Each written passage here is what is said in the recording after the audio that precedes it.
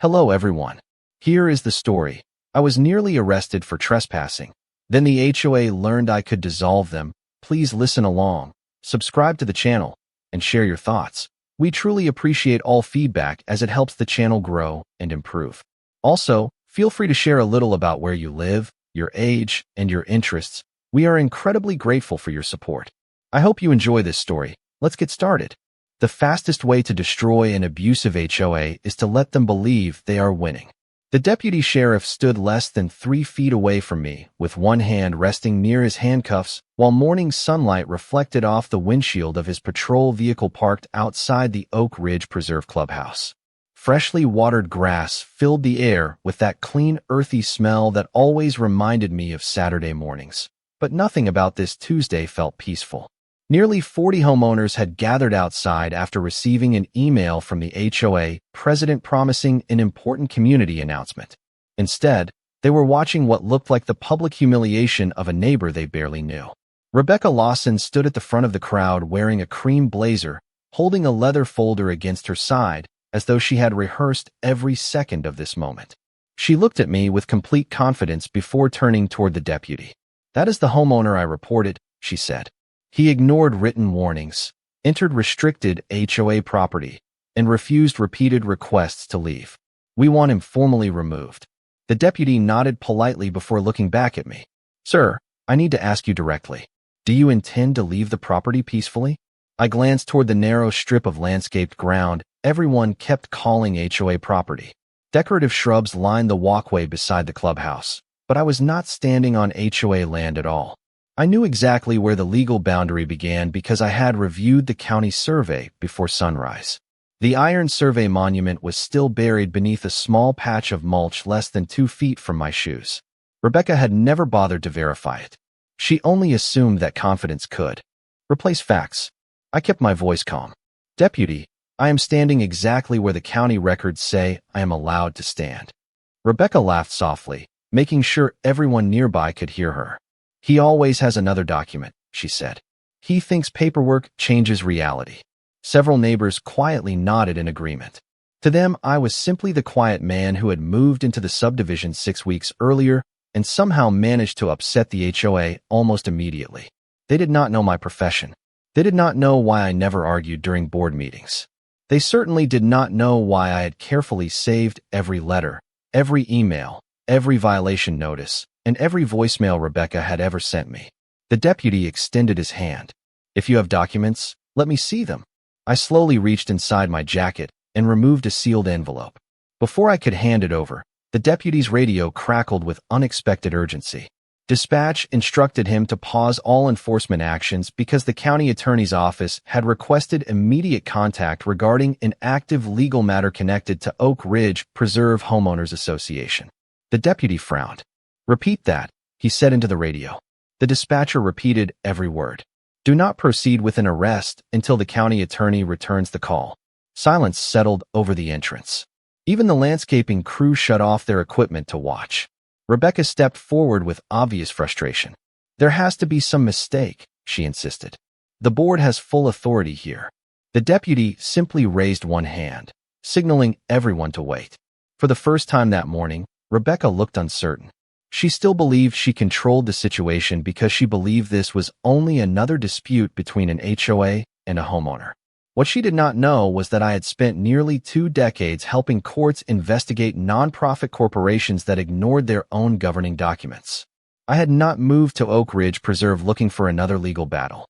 I came searching for quiet evenings, peaceful walks, and a fresh start after years inside conference rooms and courtrooms. Instead, I found an HOA that had unknowingly spent years building the very case that could legally erase its own existence. And everyone standing outside that clubhouse was about to witness the first crack appear in the foundation of an organization that believed nobody understood the law better than it did. The county attorney had not yet arrived, but that single radio call was enough to freeze the moment in everyone's memory. Standing there outside the clubhouse, I realized how quickly appearances could become accepted as truth. Most of the neighbors believed they had just watched an HOA president stop a trespasser. None of them knew they were actually witnessing the final chapter of a story that had started 6 weeks earlier, On the morning I drove a rented moving truck through the stone entrance of Oak Ridge Preserve. After 19 years of practicing corporate law, I had grown tired of airports, conference rooms, and endless negotiations over companies that had forgotten why they existed in the first place. I wanted something quieter. My new house sat at the end of a cul-de-sac with tall maple trees shading the backyard and a covered porch where I imagined drinking coffee before sunrise. The neighborhood looked peaceful. Children rode bicycles without parents worrying every second. Retired couples waved from neatly trimmed lawns. The clubhouse overlooked a small pond where ducks drifted across the water almost every evening. It seemed like exactly the place where I could disappear from the constant pressure of my profession. That was my intention from the beginning. I never introduced myself as an attorney. I never mentioned that my practice focused on nonprofit corporations, governance disputes, and organizations that ignored their own bylaws until courts eventually intervened. Whenever neighbors asked what I did, I simply smiled and said I worked with legal documents. The answer was true without inviting unnecessary conversations. During my first week, I unpacked boxes, planted fresh flowers beside the front walkway, replaced worn mailbox numbers, and learned the names of several families living nearby. Most people welcomed me warmly. Then I met Rebecca Lawson. She arrived one afternoon carrying a polished binder embossed with the HOA logo and introduced herself with the confidence of someone accustomed to immediate compliance. At first, the conversation sounded friendly. She explained community standards, landscaping expectations, architectural guidelines, and upcoming neighborhood events. I thanked her, accepted the welcome packet, and promised to review every page carefully.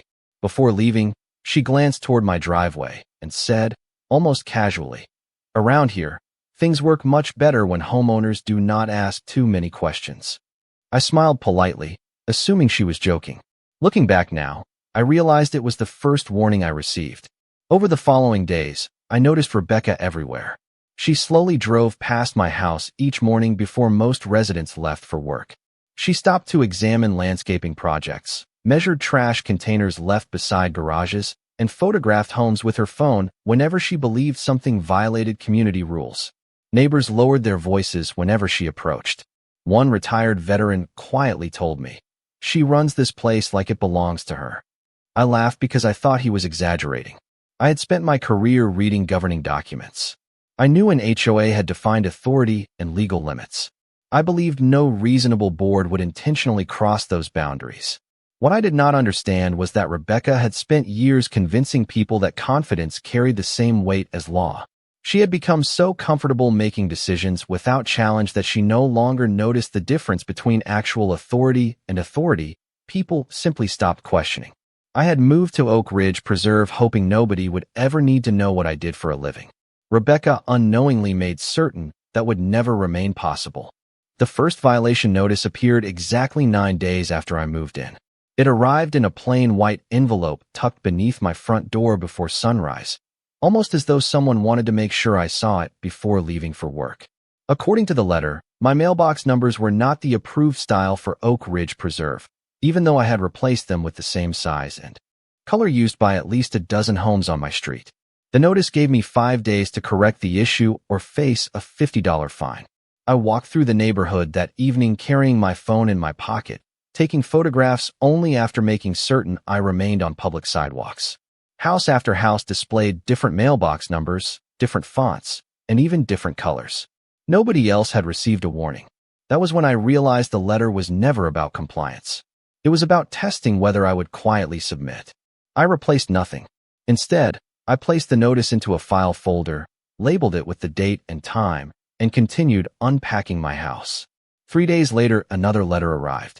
This time the board claimed the flower bed beside my front porch extended 6 inches beyond the approved landscaping boundary. I measured it myself with a tape measure from my garage. The dimensions matched the original builder plans recorded with the county.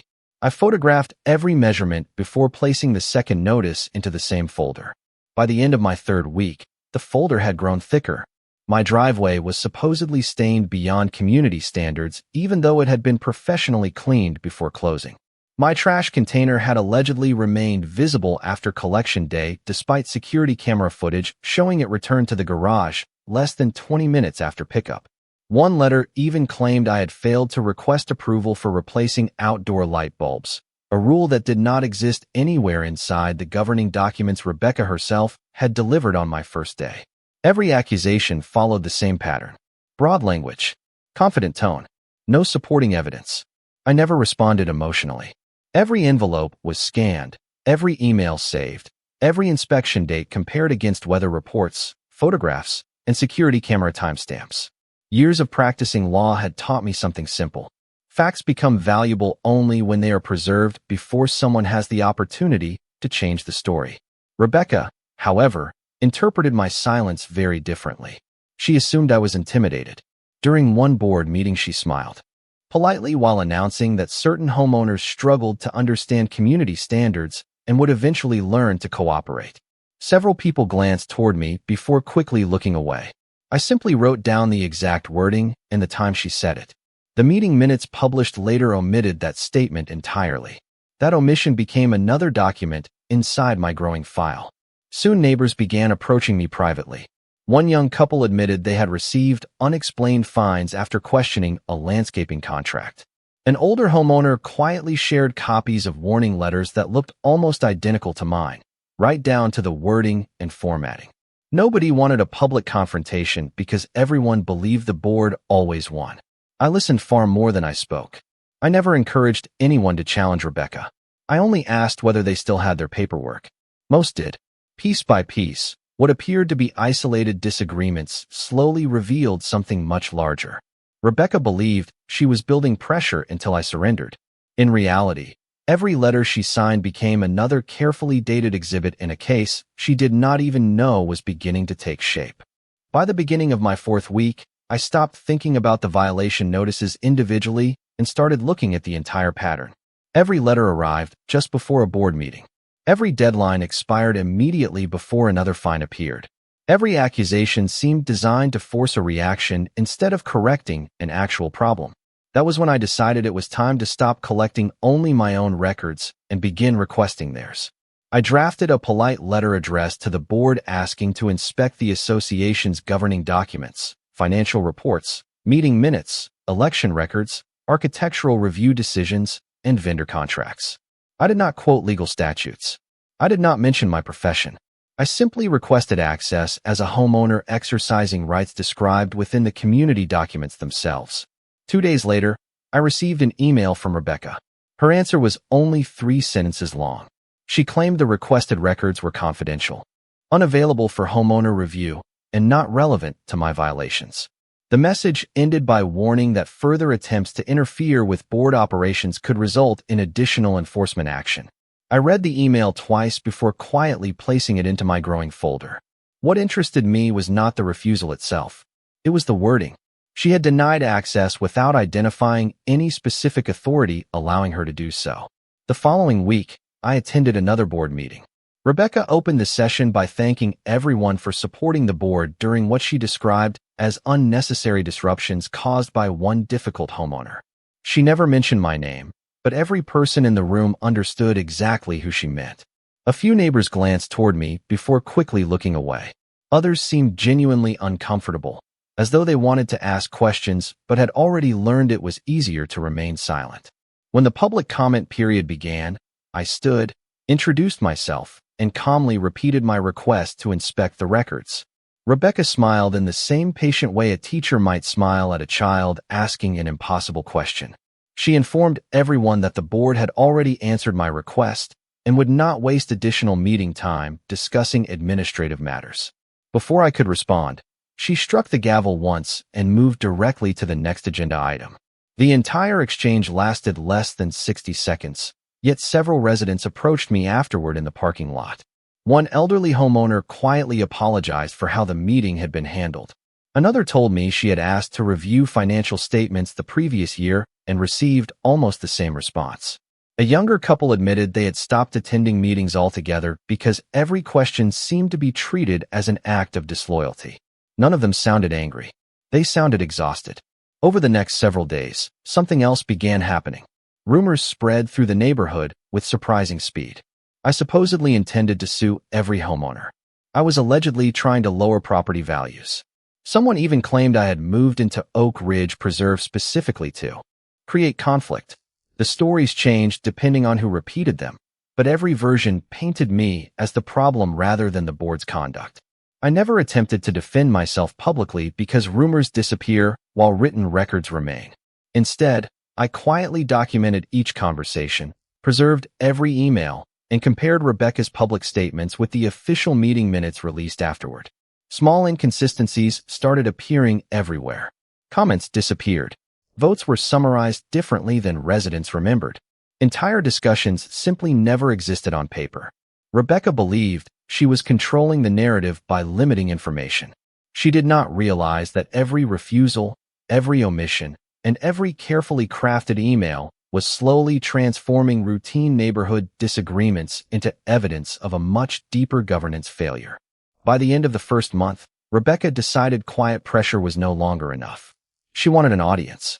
An email appeared in every homeowner's inbox announcing a special community meeting to discuss ongoing compliance concerns that threaten neighborhood standards. My name never appeared in the message, but everyone knew exactly who the meeting was about. When I walked into the clubhouse that evening, conversations stopped almost immediately.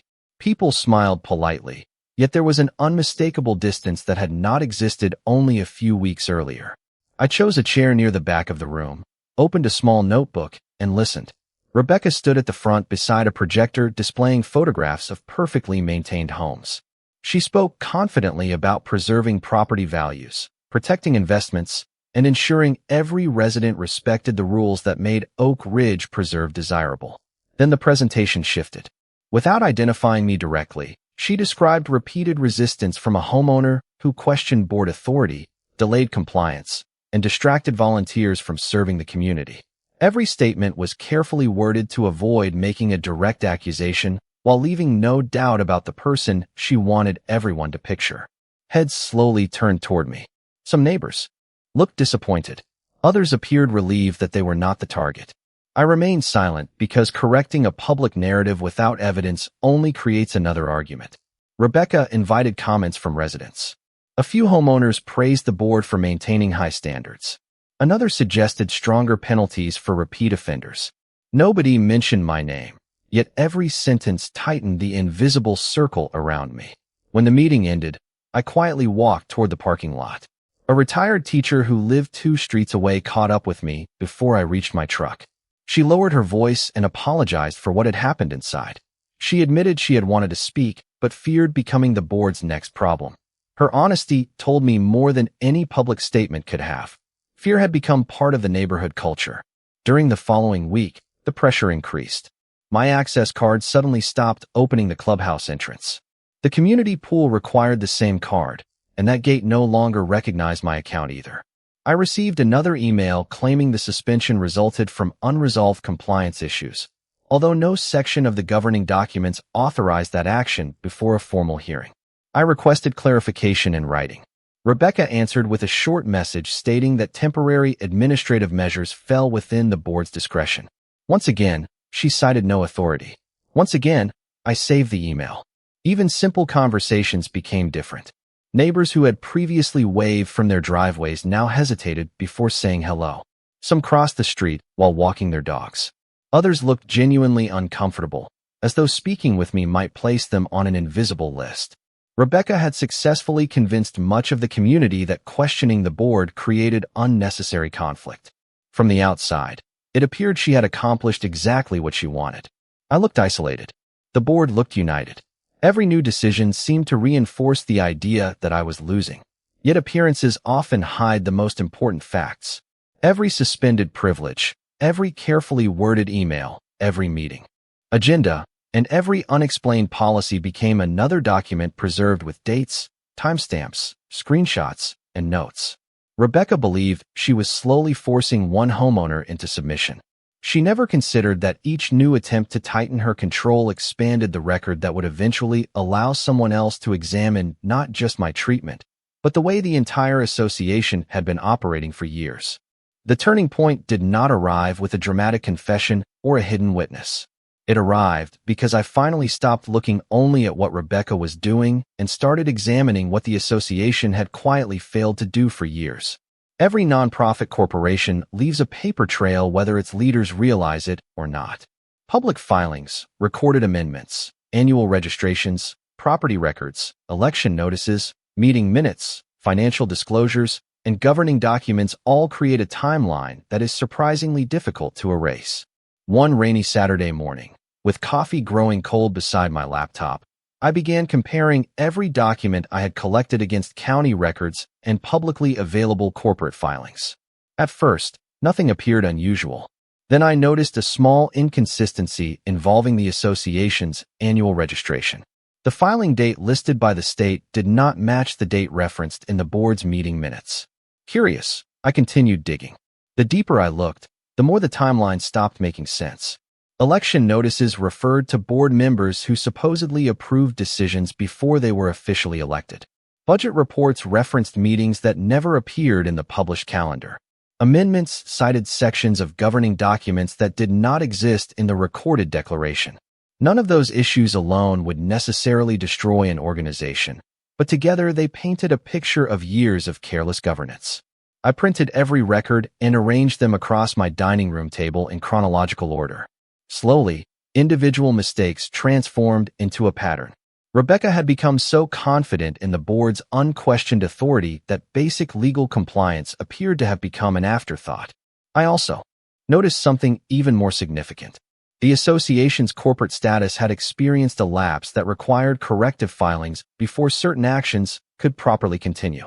Yet during that same period, the board had continued issuing fines, enforcing restrictions, approving contracts, and presenting itself as though nothing had changed. That discovery did not automatically invalidate every decision the board had made, but it raised questions no responsible attorney could ignore. I still kept my profession to myself. Instead of confronting Rebecca, I quietly verified every document through independent sources, checking dates, signatures, recorded instruments, and publicly available filings until I was confident my conclusions rested on facts instead of assumptions. The process took several evenings, but patience had always been more valuable than speed. During that time, Rebecca continued sending violation notices as though nothing had changed. One letter demanded payment within 10 business days. Another warned that additional enforcement measures were being considered. Reading them now felt strangely different. Only weeks earlier, they had appeared intimidating.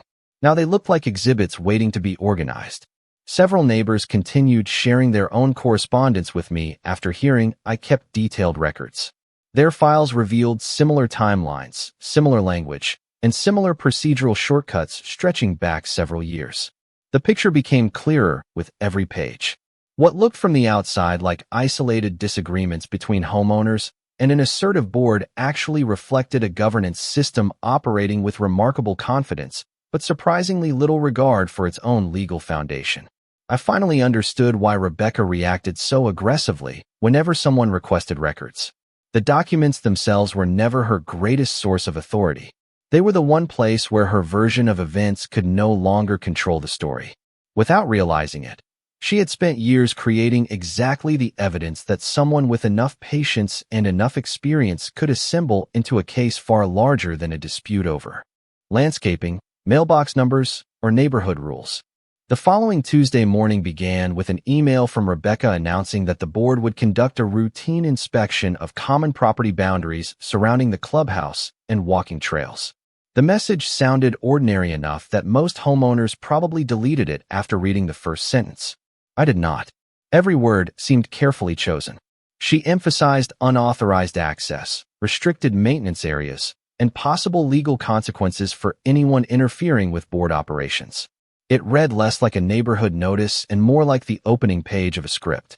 By then, I had already finished organizing months of correspondence, public filings, surveys, photographs, and corporate records into a system that allowed me to trace every decision back to its original source. One unanswered question remained. Why had Rebecca become so determined to control a narrow strip of land beside the clubhouse that was barely wide enough to plant decorative shrubs? County plats suggested the answer might not match the story the board had repeated for years. Early that morning, before most residents left for work, I walked toward the area carrying nothing more than a measuring wheel, a clipboard, and certified copies of the recorded survey obtained directly from the county. The air smelled of fresh mulch after the landscaping crew finished spreading new pine bark the previous afternoon. Sprinklers clicked steadily across the entrance lawn while birds settled into the oak trees lining the sidewalk. It looked like an ordinary neighborhood waking up for another quiet day. I carefully located the survey monument identified on the recorded plat. It remained exactly where the county map indicated, partially hidden beneath loose mulch placed only inches above the metal marker. I measured from one permanent reference point to another, confirming the property line exactly as recorded years earlier. Before I finished writing my notes, Rebecca's SUV rolled into the parking lot much faster than usual. She stepped out carrying her phone before the engine had fully stopped. Without asking what I was doing, she immediately announced that I was standing on private HOA property and demanded that I leave. I calmly explained that I was documenting publicly recorded boundary markers and offered to show her the certified survey. She refused to look at the papers.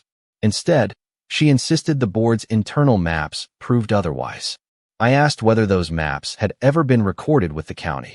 She ignored the question and began recording me with her phone while repeating that I was trespassing. Within minutes, several board members arrived, followed by curious neighbors who had apparently received text messages asking them to come to the clubhouse. The gathering grew larger with every passing minute. Rebecca appeared energized by the audience. She confidently announced that repeated violations had forced the board to involve law enforcement. A patrol vehicle entered the parking lot only a few minutes later. The deputy greeted everyone professionally before asking each person to explain what had happened. Rebecca spoke first, describing me as a homeowner who repeatedly ignored board authority and had unlawfully entered restricted property despite multiple warnings. When the deputy finally turned toward me, I handed him my identification along with the certified survey and quietly explained why I had been there. He accepted the documents without reaching any conclusion, choosing instead to examine the situation carefully. Rebecca seemed almost impatient, repeatedly insisting that the facts were obvious and that immediate action was necessary. What she could not see was that every statement she made, every witness she gathered, every official report she requested, and every minute that passed under the observation of law enforcement was preserving an independent record of the very event she believed would finally end my resistance. The deputy studied the certified survey for several quiet seconds before looking back toward Rebecca. His expression remained professional, but I noticed the confidence that had filled the crowd only moments earlier beginning to fade. He asked a simple question. Does the association have a recorded survey or legal document that contradicts this one? Rebecca immediately opened her leather folder and removed several color maps printed with the neighborhood logo across the top. She handed them to the deputy with complete confidence, explaining that the board had relied on those diagrams for years. He examined the pages briefly before asking another question. Were these filed with the county? Rebecca hesitated for the first time since arriving. These are the association's official maps, she answered. That is not exactly what I asked, the deputy replied. Silence spread across the entrance once again. I could see neighbors exchanging uncertain glances as the conversation shifted away from accusations and toward documentation. The deputy handed the association's maps back to Rebecca before returning the certified survey to me. Then his radio crackled with the same dispatcher who had interrupted the situation earlier. The county attorney's office requested that no enforcement action be taken until a representative completed an active review connected to the association. The deputy acknowledged the message and calmly informed everyone that the matter would remain civil until additional guidance arrived. Rebecca protested immediately, insisting that the board possessed unquestionable authority to remove me from the property. The deputy politely explained that authority and ownership were legal questions supported by records, not assumptions. That single sentence changed the atmosphere completely. For weeks, Rebecca had spoken as though every decision she made automatically carried the force of law. Now, for the first time, someone outside the neighborhood was asking her to prove it. She turned toward me with visible frustration and accused me of deliberately creating confusion inside the community. I finally reached into my briefcase and removed the sealed envelope I had carried since leaving my house that morning. Inside were documents I had intentionally kept private until the proper moment. I handed them to the deputy without making a speech or trying to impress anyone. The first page identified me as counsel representing a group of homeowners who had requested an independent legal review of the association's governance. The remaining documents included my formal notice of representation, correspondence acknowledging receipt by the county attorney's office, and a summary of issues already submitted for official examination. Rebecca stared at the papers without saying a word. Several board members quietly stepped closer, trying to read over the deputy's shoulder. I finally spoke with the same calm voice I had maintained since moving into Oak Ridge Preserve. "I never came here looking for a fight," I said. "I moved here because I wanted a peaceful place to live. Every request I made was first as a homeowner. Every document I collected came from your own decisions. I asked to inspect records before anyone outside this neighborhood became involved." The deputy nodded after reviewing the authorization letters and returned the envelope to me. He explained that the situation clearly involved ongoing legal proceedings beyond the scope of a routine trespassing complaint. Rebecca attempted to interrupt several times, but each argument now sounded less certain than the one before it. The crowd that had gathered expecting to watch a homeowner removed from community property instead witnessed something entirely different. They learned that the quiet neighbor they believed had been challenging the board out of stubbornness had spent nearly 2 decades helping courts untangle nonprofit organizations that stopped following their own governing documents. More importantly, they realized the questions I had been asking were never random. They were the same questions any careful attorney would ask before determining whether an organization had slowly drifted so far away from its legal foundation that its future itself had become uncertain. 3 weeks after the confrontation outside the clubhouse, the courtroom felt remarkably quieter than the neighborhood meetings Rebecca had controlled for years. There were no carefully timed speeches, no selective meeting agendas, and no opportunity to silence uncomfortable questions with a quick strike of the gavel. Every statement required evidence, every claim required documentation, and every date had to match the official record. That was the environment where assumptions quietly disappeared. I sat at council table representing the homeowners who had asked for an independent review of the association's governance, while Rebecca occupied the opposite side beside the association's attorney. The judge began with routine procedural matters before turning to the documents that had brought everyone into the courtroom. One exhibit after another appeared on the screen. The certified property survey confirmed the boundary dispute that had nearly resulted in my removal from land the association never legally controlled. Corporate filings established the timeline showing lapses that had never been disclosed to homeowners. Election records conflicted with meeting minutes. Financial reports referenced approvals that could not be connected to properly documented board actions. None of those exhibits relied upon personal opinions. Every page came directly from public records or the association's own files. Rebecca attempted to explain that minor administrative mistakes naturally accumulated over many years of volunteer service. Standing alone, that argument might have sounded reasonable. The difficulty came when each explanation contradicted another document already admitted into evidence. Emails she had written insisting homeowners possessed no right to inspect records were compared with governing provisions saying otherwise. Meeting minutes omitted discussions that residents later confirmed had occurred. Violation notices cited rules that never appeared in the recorded declaration. Vendor approvals referenced meetings for which no lawful quorum could be established through attendance records. Piece by piece, the image carefully presented inside Oak Ridge Preserve began to separate from the documented history preserved on paper. The judge asked several straightforward questions that required direct answers. Why had inspection requests been denied without identifying legal authority?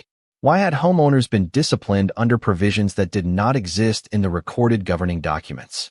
Why had official records contained repeated inconsistencies affecting elections, enforcement decisions, and financial oversight? Silence often lasted longer than the responses themselves. I never raised my voice. I simply directed the court to the next exhibit, then the next, allowing the association's own documents to tell the story more clearly than any dramatic argument ever could. Several homeowners attended the hearing after taking personal time away from work. Many had once believed they were isolated cases, convinced their experiences represented unfortunate misunderstandings rather than a broader pattern. As the evidence accumulated, they quietly recognized familiar letters, familiar language, and familiar procedures that had affected them over the years. What had once appeared to be separate disputes gradually revealed itself as a consistent method of governance that ignored transparency whenever transparency became inconvenient. Near the conclusion of the hearing, the judge observed that nonprofit corporations possess important responsibilities because they exercise authority affecting property owners who rely upon fair procedures and accurate records. Those responsibilities, the judge explained, cannot be replaced by confidence, custom, or habit. They require compliance with governing documents and applicable law. The courtroom remained completely still as the judge concluded that the evidence justified immediate judicial oversight, corrective action, and the initiation of legal proceedings that could ultimately determine whether the association should continue operating in its existing form. Rebecca entered the courtroom believing years of unquestioned authority would protect the organization. Instead, the documents she had signed, approved, and defended became the foundation upon which the court began dismantling the illusion that authority alone could ever replace accountability. 6 months later, I was sitting on the same front porch where I had once wondered whether moving to Oak Ridge Preserve had been the biggest mistake of my life. The maple trees in my front yard had grown another season. Children were riding bicycles through the cul-de-sac again, and the evening air carried the familiar scent of fresh-cut grass instead of tension. The neighborhood looked almost exactly the way it had the day I bought my house. The difference was that people no longer walked around afraid to ask questions. Following months of court-supervised corrective proceedings, the association officially entered dissolution under the applicable legal process. Independent professionals completed the required transition, financial records were reviewed, outstanding governance issues were resolved according to law, and the mandatory responsibilities connected to common property were transferred into a transparent structure approved by the homeowners. Instead of replacing one controlling board with another, the neighborhood chose a voluntary community association that focused on communication rather than enforcement. Residents attended meetings because they wanted to participate instead of feeling obligated to defend themselves. Budgets were openly distributed before votes. Minutes accurately reflected discussions. Questions were answered instead of discouraged. The atmosphere changed more quickly than I expected because trust has a way of returning once people know honesty is no longer optional. Rebecca resigned before the legal process reached its final stage. I did not celebrate her departure because my goal had never been to humiliate another person. Authority can slowly convince someone that accountability no longer applies to them, and that illusion rarely disappears without consequences. I genuinely hoped she would eventually find peace outside a position that had become defined by control instead of service. As for me, I finally unpacked the last moving box that had remained unopened in the corner of my home office since the day I arrived. Inside were family photographs, old baseball tickets, and a coffee mug from the law firm where I had spent nearly 2 decades helping organizations rebuild after governance failures. Looking at those memories, I realized something that had not been clear when this journey began. I had never brought my profession into the neighborhood. The neighborhood had brought my profession back to me. Every violation notice, every denied records request, every rumor, every meeting, every carefully preserved email, every survey marker, and every document that Rebecca believed would strengthen her authority had ultimately become part of the record that restored fairness for an entire community. The irony still made me smile whenever I thought about that morning outside the clubhouse. The event that was supposed to end with me being removed for trespassing became the moment independent oversight first entered the picture. The crowd that gathered expecting to witness one homeowner lose instead watched an organization begin answering questions it had avoided for years. Sometimes people imagine justice arrives with dramatic speeches or sudden victories. My experience taught me something very different. Justice usually arrives one document at a time, one verified fact after another, carried forward by patience instead of anger. Every letter I saved, every note I dated, and every quiet decision to let evidence speak louder than emotion mattered far more than any argument ever could. I moved to Oak Ridge Preserve searching for a peaceful place to call home. In the end, I found that peace, but only after learning that the strongest foundation any community can ever build is not fear, unquestioned authority, or perfect landscaping. It is transparency, accountability, and neighbors who understand that real leadership never depends upon how much power someone can claim, but upon how faithfully they are willing to follow the same rules that everyone else is expected to live by.